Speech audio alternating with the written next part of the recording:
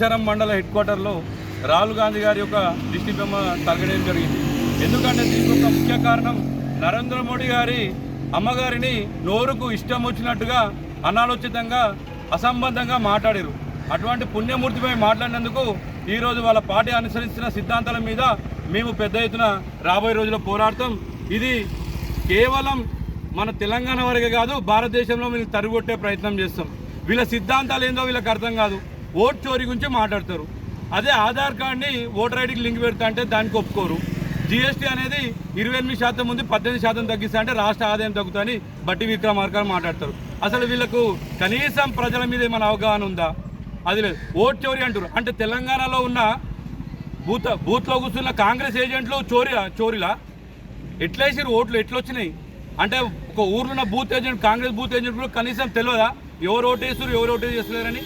ఏ రకంగా మాట్లాడుతున్నారు? ఇప్పుడు డూప్లికేషన్ ఆఫ్ ఎంక్వైరీలు ఉన్నాయి. అదే బీహార్లో ఆ ఓటర్లను తీసేస్తే ఏమంటున్నారు అంటే ఈరోజు ఆడ మనకు ఏదో అన్యాయం జరుగుతుందని చెప్తున్నారు.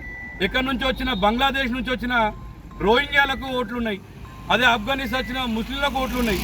అట్లాంటి వాళ్ళని ఓటర్ల నుంచి తీసేస్తే వీళ్ళకి ఏం నష్టం అవుతుందో ఏం నష్టం జరుగుతుందో అర్థమవుతలేదు వీళ్ళకి. అలాగే ఈరోజు భారతదేశంలో జరుగుతున్న బీహార్లో జరుగుతున్న ఓటు న్యాయయాత్ర అని పెడుతున్నారు. ఓటు న్యాయయాత్ర అంటే ఏంది? రాహుల్ గాంధీ నీకేమన్నా తెలుసా? కొంచెమని ఆలోచన చేయండి. మీకు ఎప్పుడైతే ఓటర్ ఐడి వచ్చిందో మీకు క్రమక్రమంగా మీ యొక్క ఓట్ల సీట్లు తగ్గుతూనే ఉన్నాయి పార్లమెంట్ స్థానాలలో. ఈరోజు మీ పరిస్థితి ఏంది?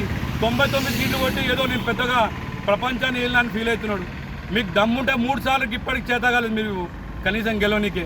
రేపు తెలంగాణ రాబోయే రోజుల్లో కూడా మీకు కాంగ్రెస్ పార్టీ అధికారంలో ఉండదు. మీరు చేస్తున్న అన్యాయ అక్రమాలు ఈరోజు తెలుస్తుంది. ఈరోజు కొల్చారం మండలంలో ఉన్న యూరియా దగ్గర రైతులు ఎన్ని పడిగాపులు కడుతున్నారో మీకు అర్థమవుతలేదా? మీకు కనీసం మీ బ్లాక్ మార్కెట్లో అమ్ముకున్నారు యూరియాని ఇప్పటివరకు. ఈ గత 10 ఏళ్లలో తెలంగాణలో ఏ రైతు కనీసం ఇబ్బంది పడలేడు. ఈరోజు ఆ చెప్పులు లైన్లో పెట్టే పరిస్థితి వచ్చింది, పాస్బుక్లు లైన్లో పెట్టే పరిస్థితి వచ్చింది. ఇట్లాంటి అన్యాయం చేసిన రాహుల్ గాంధీని కంపల్సరీ తరిమి కొడుతుంది. అలాగే వరద ప్రాంతాలకు ఈరోజు కామారెడ్డి కానీ మన ఉమ్మడి మెదక్ జిల్లా కానీ ఏం న్యాయం చేశారు? మీ హెలికాప్టర్లు ఏమో మీ రాహుల్ గాంధీ మరి తిరగాల, ఇక్కడ ఉన్న తెలంగాణ ప్రజలేమో నీళ్ళలో కొట్టుకొని దాచుకోవాలి.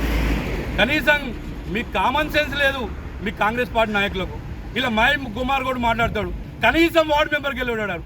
కనీసం వార్డు మెంబర్ గెలవని వ్యక్తి ఆడు. ఈరోజు ఏం మాట్లాడతాడు? బండి సంజయ్ గురించి మాట్లాడతాడు. వార్డు మెంబర్ గెలవని వ్యక్తి బండి సంజయ్ గురించి మాట్లాడతాడు. 2 లక్షల మెజార్టీ కంపల్సరీ అది ప్రజల యొక్క మద్దతుతో వచ్చింది. కానీ నీలాగా వార్డు మెంబర్గా గెలవనోడు కూడా ఈరోజు బండి సంజయ్ గారి గురించి మాట్లాడుతున్నారు. కానీ రాబోయే రోజుల్లో ఈ కాంగ్రెస్ పార్టీని మొత్తం తెలంగాణ బొందబెడతాం. మళ్ళీ తిరిగి ఈ కాంగ్రెస్ పార్టీ ఇక్కడ రాకుండా మేము చేయగలుగుతాం. మాతాకి భారతీయ జనతా పార్టీ జేపీ నడ్డా గారి నాయకత్వం.